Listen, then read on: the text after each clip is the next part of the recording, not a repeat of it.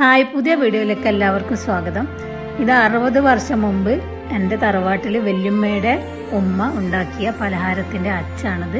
ഈ ചിരട്ടയിൽ ഹോൾസ് ഉണ്ടാക്കിയതാണിത്. ഇതിലാണ് ഞാനിപ്പോൾ പലഹാരം തയ്യാറാക്കുന്നത്. ഇതിന് വറുത്ത പച്ചരിപ്പൊടിയാണ് എടുക്കുന്നത്. ഞാനിവിടെ 2 കപ്പ് വറുത്ത പച്ചരിപ്പൊടി ഒരു അരിപ്പയിലൂടെ നന്നായിട്ട് അരിച്ചെടുക്കുന്നുണ്ട്. യൂട്യൂബിലൂടെ ഇതുവരെ ആരും പങ്കുവെക്കാത്തൊരു റെസിപ്പിയാണിത്.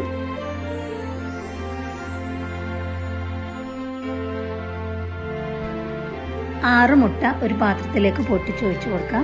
ഇതിന് കുറഞ്ഞ ചേരുവ മാത്രം മതി. എന്നിട്ട് നന്നായിട്ട് തന്നെ ഒരു കൈലോ സ്പൂണോ ഉപയോഗിച്ച് നന്നായിട്ട് ബീറ്റ് ചെയ്യാം.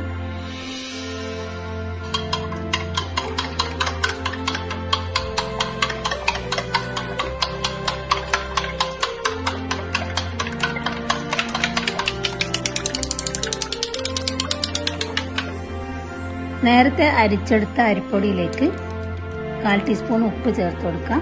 എന്നിട്ട് ആ അരിപ്പൊടിയിലേക്ക് തന്നെ നമ്മൾ കോഴിമുട്ട ഉടച്ചെടുത്തത് അരിപ്പയിലൂടെ ഒഴിച്ച് നന്നായിട്ട് ഇളക്കി കൊടുക്കാം.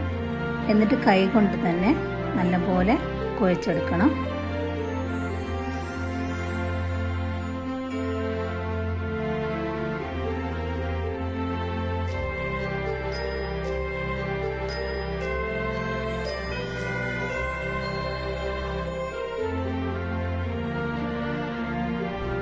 നമ്മൾ അരിപ്പത്തിരിയൊക്കെ തയ്യാറാക്കുമ്പോഴുള്ള മാവിൻ്റെ അതേ കൺസിസ്റ്റൻസിയിലാണ് ഇതുപോലെ കുഴച്ചെടുക്കേണ്ടത്. അപ്പോൾ നമ്മൾ നുള്ളിയപ്പം തയ്യാറാക്കാൻ പോവാണ്. ഈ റെസിപ്പിയുടെ പേര് നുള്ളിയപ്പം എന്നാണ്.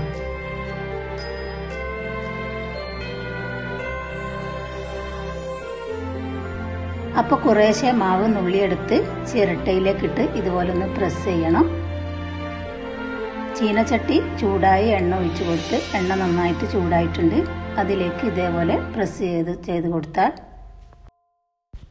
അപ്പോൾ ഇതുപോലെ പ്രസ് ചെയ്താൽ ചീനച്ചട്ടിയിലേക്ക് നീളത്തിൽ ഊർന്ന് വീണുകൊണ്ടേയിരിക്കും.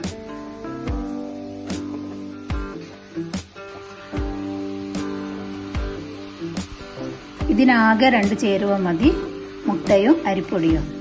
നമ്മൾ 1 കപ്പിൽ തയ്യാറാക്കുകയാണെങ്കിൽ 1 കപ്പ് അരിപ്പൊടിയും 3 മുട്ടയും മാത്രം മതി. ഞാനിവിടെ 2 കപ്പ് അരിപ്പൊടി എടുത്തത് കൊണ്ടാണ് 6 മുട്ട ചേർത്തത്. അപ്പോൾ ഇതേപോലെ നല്ല ഗോൾഡൻ കളർ ആവുന്നത് വരെ പൊരിച്ച് കോരിയെടുക്കണം.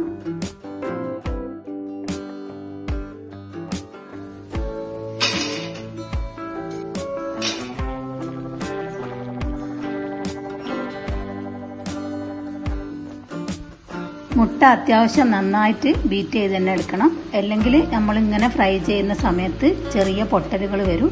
അതില്ലാതിരിക്കാൻ നന്നായിട്ട് തന്നെ ഇളക്കിയിട്ട് വേണം നമ്മൾ അരിപ്പൊടിയിലേക്ക് ഒഴിച്ചു കൊടുക്കേണ്ടത്.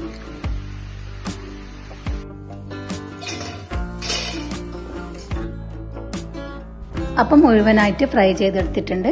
മധുരം വേണ്ടവർക്ക് പാവ് കൊള്ളണം, അല്ലാത്തവർക്ക് അപ്പടി തന്നെ കഴിക്കാവുന്നതാണ്. അപ്പം ഞാനിവിടെ 1/2 കപ്പ് അളവിൽ പഞ്ചസാര എടുക്കുന്നുണ്ട്. അതിൻ്റെ 1/2 കപ്പ് അളവിൽ വെള്ളം കൂടെ ഒഴിച്ചു കൊടുത്ത് നന്നായിട്ട് തിളപ്പിച്ച് നല്ല ഒട്ടി വരുന്ന പരുവാകുമ്പോൾ ഇതിലേക്ക് ഏലക്കാപ്പൊടിയും കൂടെ ചേർത്ത് കൊടുക്കാം.